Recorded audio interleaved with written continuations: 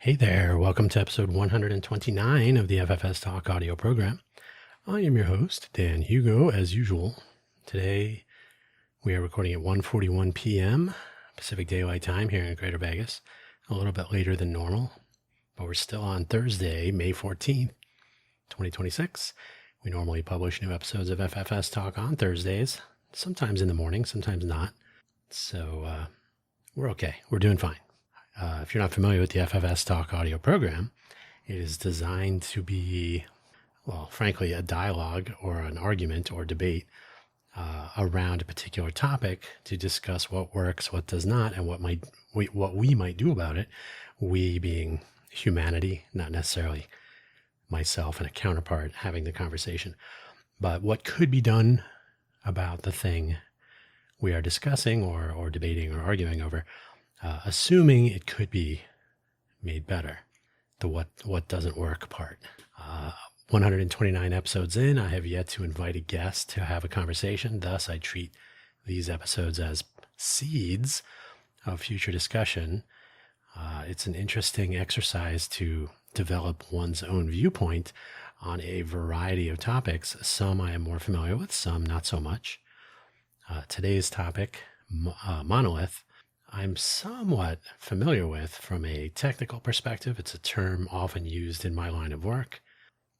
Generally speaking, I think people know what a monolith is, but what does it really mean to interact with something that is monolithic? So we'll talk about that today, and you may listen to today's episode and think, I have a differing opinion, a differing view. Well, that's the whole point of this audio program. So we'll work out how to get guests to join in one of these days. In the meantime, oh, by the way, if you're not familiar with what FFS means, you need to hang out with more Irish people. You should do that anyway. I'm sorry, I already did that. Oh, today's title and topic is Monolith. Yeah, if I didn't do that. Hopefully, wherever you found today's audio program, you're able to locate the episode description, which contains the show notes, including a brief summary, which I'll read to you. It is one long sentence, I think. Yeah. And then the two usual links. I was thinking about linking to Monolith, but even the Wikipedia page for Monolith is a little bit too, they have a disambiguation,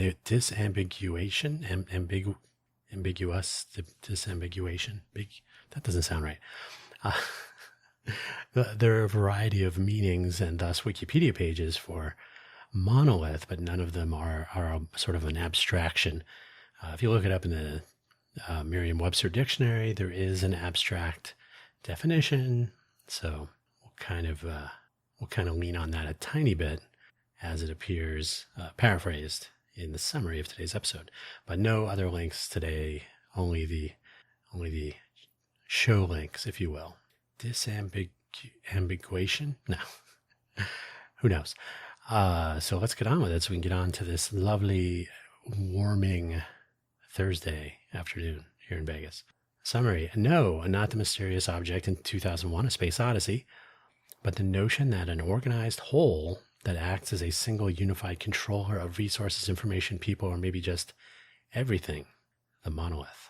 The links, as I mentioned, FFS Talk homepage, that's ffstalk.com. I need to have some more stuff on there. First of all, I need to roll out my redesign, which I talked about now a week and a half ago because I'm inundated with other things. But I got to get that going and publish all of my various web properties so they are a little bit nicer, but also there should be a little bit more information there. They're one-pagers for all of my web properties now. That needs to change. If only I were more creative. But anyway, ffstalk.com. Keep that handy. The primary point of publication into the future. The audio programs and so on will still appear where you find them today, but there should be a single monolithic website that I own and control when it comes to my own audio and other productions, right?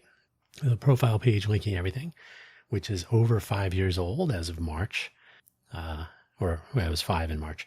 buymeacoffee.com/Dan Hugo. That and the Ko-fi.com, ko-fi.com/Dan Hugo pages I signed up for in March 5 years ago. So they've aged, for better or worse. I use the buymeacoffee.com/DanHugo profile page for a freeform link tree of sorts. There are links to all of my media productions, other projects, some biographical information, some affiliate links. You don't need to click on anything. You don't need to buy me anything. You don't need to spend any money. You can if you like. But I do use it as a sort of a centralized place where I can link to all of my various endeavors for public consumption. Note that the Buy Me an Update audio program, which is published on Mondays, used to be published exclusively on buymeacoffee.com/DanHugo/posts, but that is not a podcast distribution platform, so it's still published there first, hence the name, Buy Me an Update, and then it is published in all of the usual places about 2 hours later, usually. And same goes for Ko-fi. On ko-fi.com/DanHugo/posts, you will find the initial publication of the Coffee Solo audio program, which has no schedule. So there you go. Then they're, again, published in the usual places. All of this information is available on that buymeacoffee.com/DanHugo profile page. Now on with the show. The monolith is not an obelisk, like as appeared in the movie or as appears in some countries. Egypt comes to mind probably most easily. This is not a physical structure per se. The monolith of which we speak is the notion that there is one or very few, and usually competing with each other, centralized control structures which capture the hearts and minds of everyone and everything to the extent they are able. You can think of some of these right now. I'm sure you are. A monolith is often an attempt at monopoly, but the monolith does not need to be rooted in economics and marketplaces. So could be a monopoly or a monopsony. May not be. Might be totally different. A monolithic government is a possibility, sometimes whether you like it or not. A monolithic supply chain may have several parts, but perhaps few or zero alternates, so that it is rigid and perhaps fragile. I think we're kind of seeing some of that impact in the news headlines of the day as I record this. A monolithic project tightly couples all of its components so that they must all function together. This is where a monolith appears in my line of work in software development, software engineering, computer engineering. A monolithic design has all of its parts coupled together. You have to update everything together. You release one big giant monolith. I don't want to make it sound like a bad thing. There is a time and a place. So that's where I encounter monoliths more often. The monolith versus microservices debate, for example. I think there's a time and a place again. So, and with all things. So a monolith is not automatically a bad thing. There are cases where monolith makes sense. Yeah, I just was suggesting that, especially when the entirety of the monolith is essential and must be functional at all times, which means it can and should be treated as a single thing across the board. You're in or you're out. Can't have half of it work and half not, etc. There are many situations, though, where such rigidity can be a liability, though identifying which situations those are can be a challenge and perhaps a debate. So what works? What works with the monolith? If you ever had an opportunity to join in with the family elders driving a big meal, I will say grandma here, but could be anybody. In my case, it was my Italian grandmother. Most definitely. Maybe around a holiday. You may remember that old family recipes were presumed that old family recipes were presumed. Oh, okay, yeah. You're just going to be eating stuff that's been on the table for decades. Who wrote this? Everything worked. The entire meal may be just as you remember. Remember it last time, the time before, and the time before that. Monolithic recipes and maybe even a monolithic menu. Those substitutions are more likely at table scope. So it's tricky to have a monolithic menu across the table, but certainly the various items that you are so familiar with, nobody's messing with them. They are what they are. They are built as they're built and prepared and cooked and served and so on. Don't mess with it. There's no changing. And if you do have a grandmother or a similar who's been preparing things the same way for forever, just try coming in. Hey, I couldn't find brand whatever of some ingredient. Don't even finish that sentence. You're going to get sent back out to find it. Monolithic recipes for the win. A monolith is often a known quantity. It might be easier to plan for, easier to make, and easier to repair if needed. Why is this not? Oh, the oven temperature must be off. That kind of thing. You know it. You know how the monolith should come out. You know what goes in. You know how it comes out. Easier than trying novel notions or connecting unfamiliar elements into the whole. Should we have the cheesecake or should we try something new this year, Grandma? Okay, cheesecake. A monolith can be safe and satisfying, a bet. Yeah, I would say that's true. And it doesn't have to be food and a meal, but I'm sure that's an accessible example, or I hope it is. Monoliths can offer clarity when it comes to responsibility. Everything is encapsulated in a single structure for developing, managing, fixing, and importantly, integrating, making it work with other things. So expectations are known and we know where to go when there's a problem. This is bigger than dinner. As things get more and more complicated, it is often useful to be able to begin with some level of understanding about how the monolith is organized and who to talk to about questions, comments, and complaints. So if there's one customer support or developer support, or if there's a defined entry point, who do I call, who do I email, etc. Monoliths. It's what's for dinner.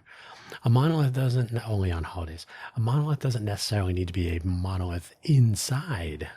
And that goes along with what I just suggested about interacting with organizations. If it appears to be a monolith from the outside, that could still be considered a monolith. Appearing monolithic can make interoperability with others easier, more straightforward. And those are famous last words, by the way. More straightforward, sustainable into the future, but can reduce complications internally through factoring and structuring for flexibility and reliability, depending on what the goals are. So you don't have to be a monolith internally if it makes more sense to break it up into divisions and so on. A simple example to the casual consumer, a company like Microsoft or Google might appear to be a big, giant monolithic organization, but in fact, they are a myriad of functional units and subsidies and whatnot, possibly even different brand names. YouTube is part of Google, but really are they both part of Alphabet? That's where we stop paying attention, I think. Working with a monolith in cases like this simplifies the external relationship, maybe, while leaving implementation details to the inner workings. So you don't have to know necessarily whether Alphabet, Google, YouTube, DeepMind, what else is out there? You don't really have to pay attention to that. It's Google. Even if it is Alphabet, it's still Google. Google will be Google to most people for a long time. So it's just the big company, the big monolith, and understanding its inner workings is not essential. So it can be treated as a monolith. Same with Microsoft, same with any number of entities out there. So what does not work? And by the way, this is a very high level, simple. I'm not a complicated person when it comes. I don't have a deep horizontal experiences with monolithic entities and organizations and structures and at the government level and corporate and so on. So I'm kind of viewing this as a person most familiar with software and computer engineering views on monolith versus microservices or factoring problems and solutions. So yeah, don't treat this as like the end all and be all. This is the seed of a conversation in the future. So what does not work? Monoliths have their place. They can be a benefit, whether actually monolithic or apparently monolithic, as I alluded to just moments ago, inside versus outside. We run into trouble when choice is reduced, as with a monopoly or monopsony, and we can also run into trouble when a dominant monolith, whether an actual or apparent monolith, becomes an centralized, centrally controlled resource. A simple example would be the platform formerly known as Twitter, where a private owner now can consolidate control over a so-called town square, which has few competitors. There are more now than there were. There were more competitors a long time ago. So Twitter came to be something of a monolith on its own. Once you have that bottlenecked monolith where so many people rely on a central resource and then make it centrally controlled. And we won't go down that path too far, but it becomes an essential resource, though, for information sharing and discussion globally, in fact. Not global scale, not billions of people using it daily. and relying on it daily, but certainly global scope. People from all over the world do make use of it. That centrally controlled resource can then expand reach, the so-called everything app idea, which may mirror a WeChat platform, as exists in similar fashion in Asia. That may or may not be a good thing. Minimizing choice and consolidating control are often harbingers of unpleasantness. So having a monolith and then tightening a grip upon it and its control, where there's something called the exit cost. Well, I can't really leave the platform because fill in the blank. So a monolith can be a point of control, for better or worse. And that's something to be aware of. An actual monolith, inside and out, is fragile by design. Limited choices for its component parts, limited options for methodology and interoperability can make a monolith a predictable known quantity, yes, which may not be available every time. There are any number of examples of that. More recently, AWS comes to mind often. Even though AWS is internally a massive collection of different parts and different places and availability zones and regions and so on, we treat it as a monolith, especially for the purposes of reporting when it has failures. With enough resources, it is likely to be made non-fragile, maybe with brute force and cache, AWS, but an inflexible monolith is a risk, less or greater depending on the nature of the monolith and where it is on a critical path that you rely on. We're going to start seeing this with AI resources.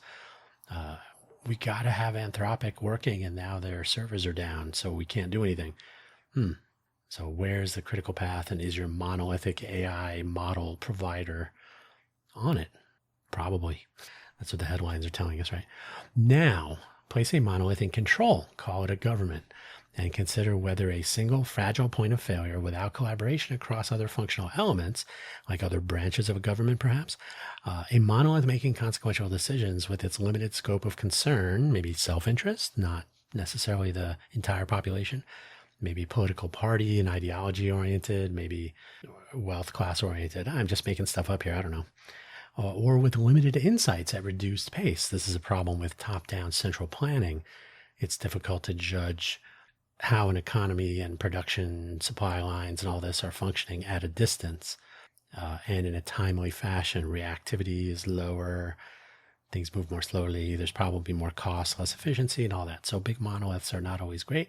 And it may be, especially governing, and it may become apparent the value of distributed oversight and interlocking branches in opposition to each other. That is, checks and balances, for example. I'm just making that up. I don't know.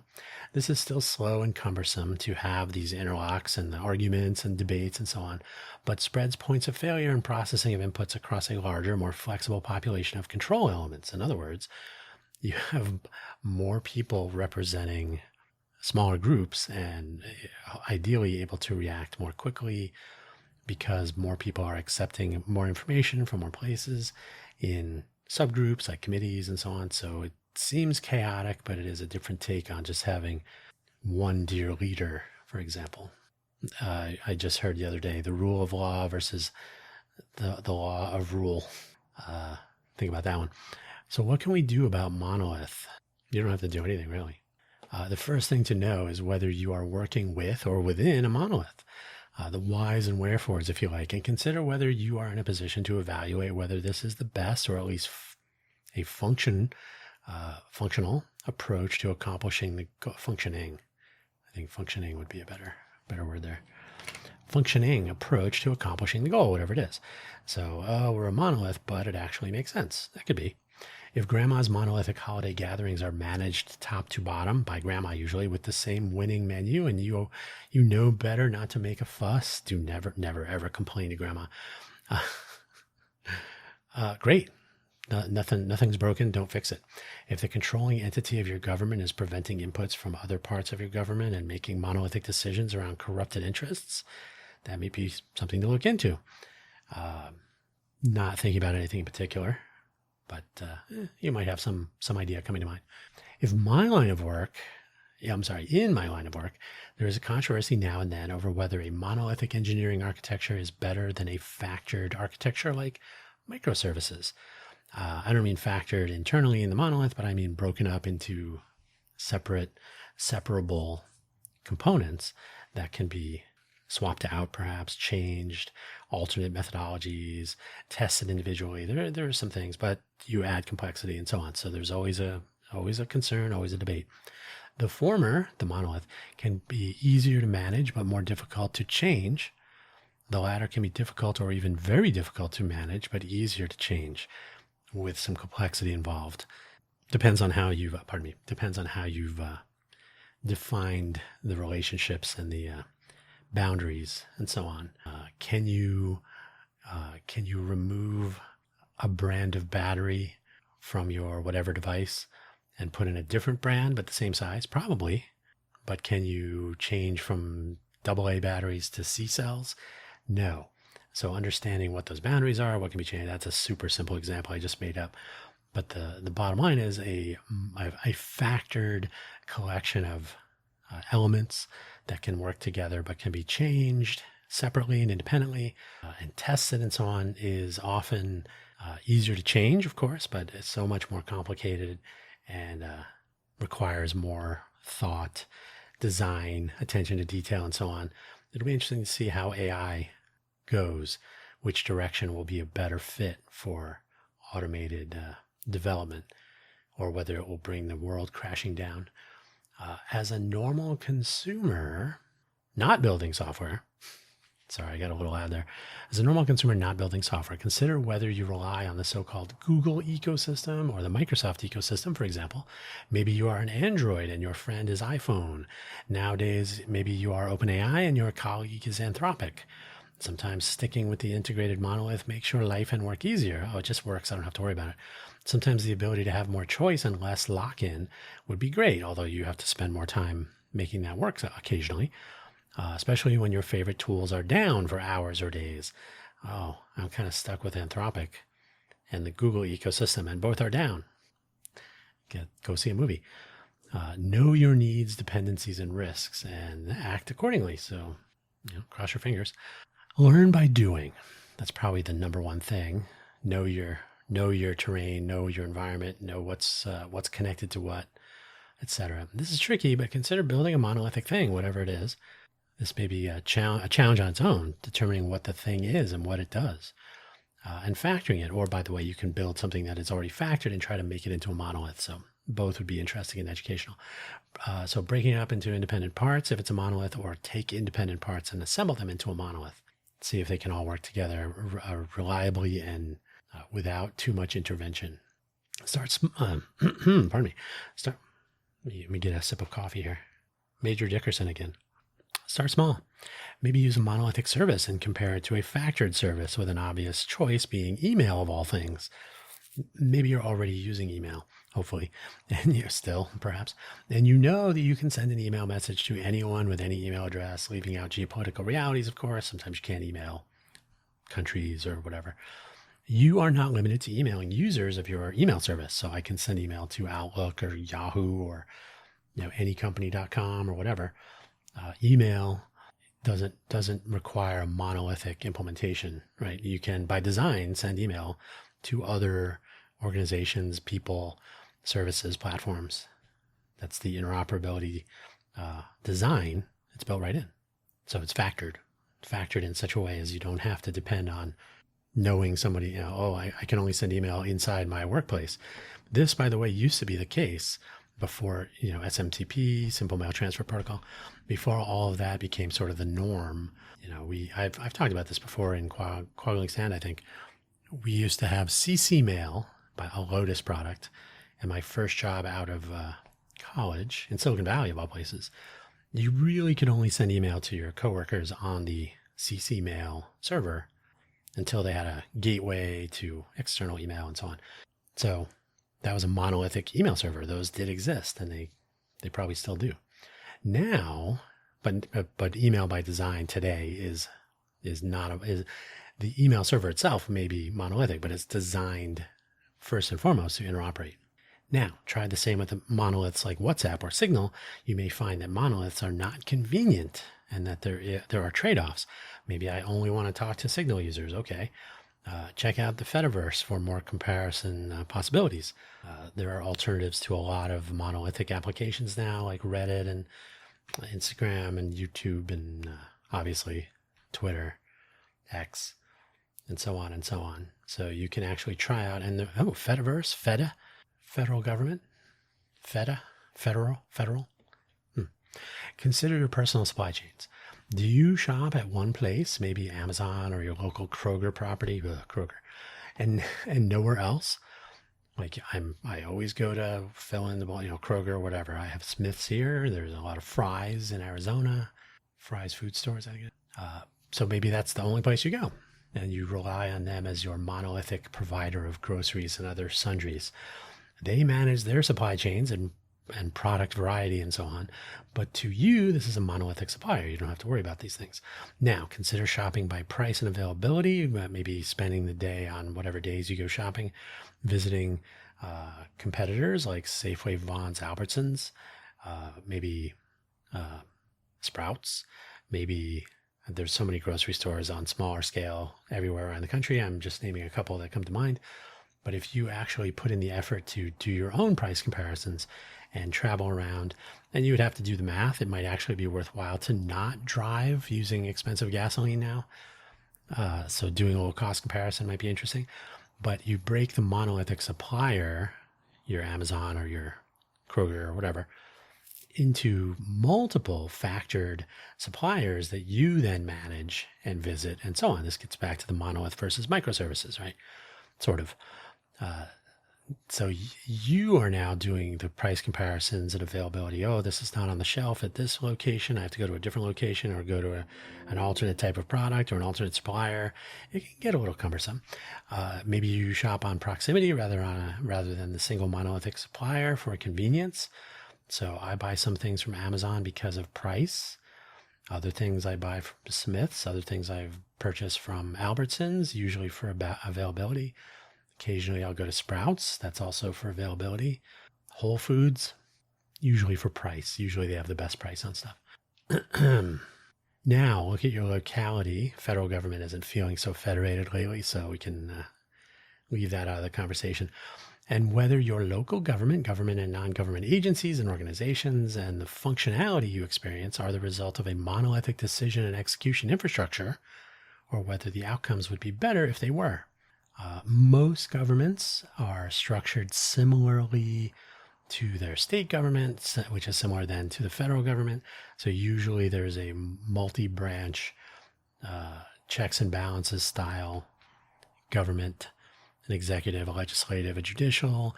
Your city or county government or town and so on probably has a city council and maybe a mayor. So that's not quite as vast, but usually the populations are smaller. So there's not a full legislature. There's a county commission or a city council. You'll have judges, so you have a judiciary of some sort. But think about it. Would it make more sense if your town or city or county just had one unified leader, one monolithic infrastructure? You would just go to, call one phone number. One organization would manage everything, take care of funding, take care of public works and parks and recreation and zoning. Just one person at the top, maybe. So would a monolith work better where you are? Or does having a little bit of a distributed government make for easier distribution of effort, distribution of accountability, responsibilities can be assigned to experts that have independent goals, perhaps. Maybe they compete on funding. Yes, a little bit more complicated, but what would be better? And why don't you consider that and think about it, and then run for local government of some sort? There you go. The idea of a monolith, again, like I said, it comes to mind most easily in my line of work, based on architecture and systems design and so on. So you can make everything so it fits together, works together. When you get an update to your Windows or your iPhone or whatever it is, Microsoft Windows on your computer, usually you'll get one big update. So it's a monolithic update. You'll have the operating system and all of the things that go with it are all designed to work together and to be updated together and so on. When you look at something like Linux, there are rolling updates. There are different ways of breaking down things that are dependent on each other and updating some things, but leaving other things. There are kernel architectures that are monolithic, the Linux kernel, or that are distributed and like the mock microkernel. I don't even know if that's around anymore. The GNU herd, I think, is a distributed microkernel style architecture. So in my line of work, the monolith versus a more factored approach, microservices. There's something in between, like the name is escaping me, where you take services and you assemble them into groups of services to cut down on the complexity of managing fully factored, interoperating and intercommunicating. So it can be a little bit complicated. So that's where you weigh things out. That's why a monolith is not automatically a bad thing, but it is not automatically a good thing. So some things to think about. This would be an interesting topic to have a conversation about at some point, as would all other 129 episodes. Well, maybe not episode 0. That's more of an introductory one, but there are plenty of topics to choose from. One of these days, we'll actually duke it out. These are not intended to be adversarial so much as conversational and educational, and maybe even eye-opening, enlightening. That's where I'll leave it for today. Thank you so much for listening. As always, enjoy a variety of programs that I produce each week. As I have mentioned, they are all linked from the buymeacoffee.com/DanHugo profile page. You do not have to spend any money to visit and make use of the links on that page. But we are powered by coffee. Just keep that in mind. But you do not need to buy me a coffee. That's where I'm going to leave it for today. Thank you. And we'll catch you next week or maybe tomorrow, depending on your listening habits. Take care. Bye-bye.